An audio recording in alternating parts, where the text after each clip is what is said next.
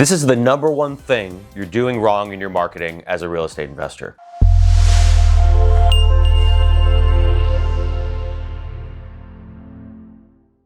I talk to real estate investors all over the country every single day.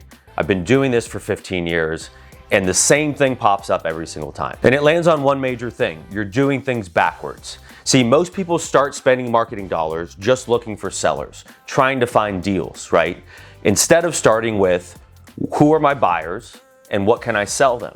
If you know exactly what your buyers are buying, then you don't have to go out there and spend marketing dollars trying to guess at what you're seeking. You don't have to go blanket neighborhoods and hope that you're going to get a result. You get in a very tight segment and know, for this buyer, I need to find this property. What's even bigger about it, and I see this a lot with some newer investors, is you're guessing at the values. You go to a buyer and you say, hey, I have this deal, I'd like to sell this property to you, and you throw a number at them without understanding at all what they're actually trying to pay, whether that value even fits for their model and what they're trying to do, whether they're flipping, whether they're buy and hold, it doesn't matter.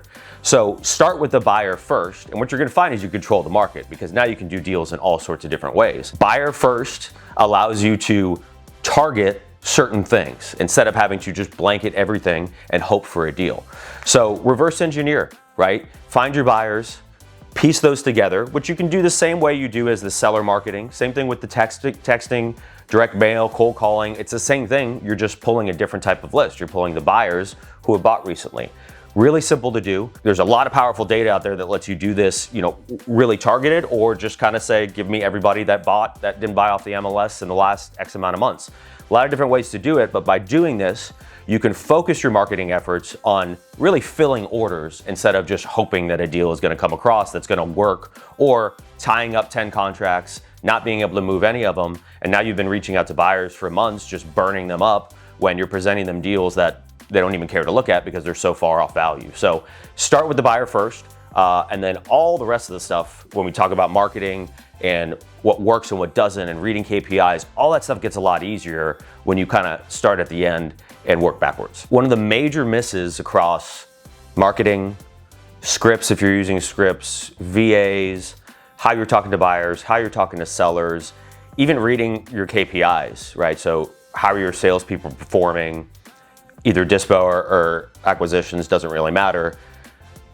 All of it seems to be missing more and more the human aspect of everything, right? So you're scripting this thing out, handing it to a VA who's in the Philippines, or maybe you have a US-based VA, it doesn't matter. They're following a script and they're just rattling this stuff off on a phone call to a list, or maybe somebody that raised their hand, right? The problem is there's no human element to the connection, right? There's no, who is this person I'm talking to? Let me figure out their situation and then figure out if I can help them or not. You're just deal hunting instead of trying to build relationships and find sellers. It's a major miss that not only affects your KPIs and how you see things, and I'll explain it here in a second a little bit deeper, but it's causing you to market in a way that actually hurts your business. You're trying to be a value add to these sellers. That's the way you have to do it. You're sitting in the middle of the seller and the buyer, and you're value adding, right? You're helping them get out of a situation that they don't know how to handle.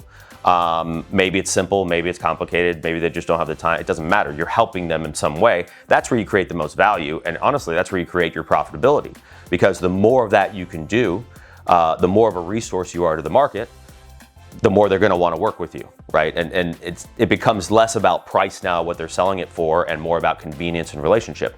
So think about that in all of your marketing processes, but take it a step further, right? And think about, you all of a sudden one week get a lot of wrong numbers. Your VAs or whoever it is, your acquisitions team are saying, all these people are picking up the phone, they're saying wrong number. Or maybe you just look at your KPIs and the wrong number is high.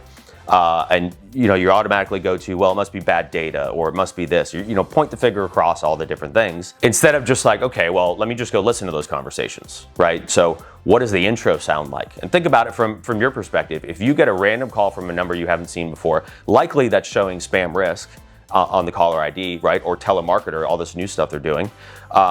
You get that call, you don't know who it is, you hear a foreign voice, maybe even a US voice, and instead of them just saying, hey, John, how's it going? They rattle off a 15-second intro. What are you gonna do? Nope, wrong number, hang up, right? And what you have to understand is it's changed. It used to be, take me off the list, right? All they're doing is interchanging a different phrase to say, take me off the list. So consumers are figuring out what they have to say so that you stop calling them, right? Stop playing it that way, right? Why are they saying wrong number? It doesn't mean they're not a viable lead. It's your intro is broken in most cases. 99% of the time, that's what happens. That's one example of how you've taken the human element out of it, and it causes all these other things to go wrong. It causes your marketing really not to work properly, and then your KPIs not to make sense to you anymore. And you start trying to figure out and scramble what you have to change because you're just looking at one thing instead of taking that element into it. Step even further for you on your salespeople, right? And this is where marketing gets really tricky, and you have to be careful about KPIs and how you read them and what they actually are telling you.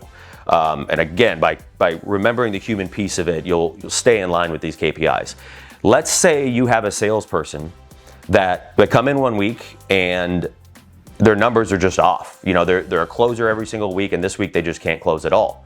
Well, how many people are actually sitting down and talking to Becky about what's going on in her life and figuring out that like something happened at home? So she may be doing the same number of calls. You're like, wow, the same number of calls are going out, but the performance is less. Those must be bad leads. Well, what if the conversations are just bad? What if somebody's having a bad week and they're on the phone and their tone is different, their energy is different? Like, all these things affect how all of this marketing performs. And by not remembering that and then eliminating the stuff you can control, this is all stuff you can't control. You just have to know it's there and know how to react to it when it comes up, and not just blanket start changing stuff, right? That's a little tweak. I just have to have a conversation with Becky that changes how everything performs that week. I don't have to go change my marketing process. I don't have to go change my list provider. You know, there's all these things that you can change in the process, but you have to understand what's really going on. The human element is, I mean, I see it so much more now that it's just missing from everybody's process. Everybody's just trying to get to the deal as quickly as possible. That's not what you're marketing for. You're not marketing for deals. You're trying to find situations and sellers that you can help. If they already know they want to sell and they're already, yep, I'm ready to sell, they likely have just listed it. Especially if you're in a hot market. That's where you have to get even more nimble and figure this stuff out and get ahead of deals. What you're trying to do is market and get a conversation started today for the deal that's going to pop up 6 months from now, right? Or the person that they have no idea that they need to sell today, but you're able to look into their situation and get them there, you know, a lot quicker. So focus on the human piece of how you piece all this together. Remember that it's there. You don't have to change everything for one human. I'm not saying that, but you have to remember that, like, you're talking to people. This isn't about deals. This is about situations, sellers, buyers. What do they need? What are they looking for? How can I provide value to them by solving a problem or fulfilling a need that they have?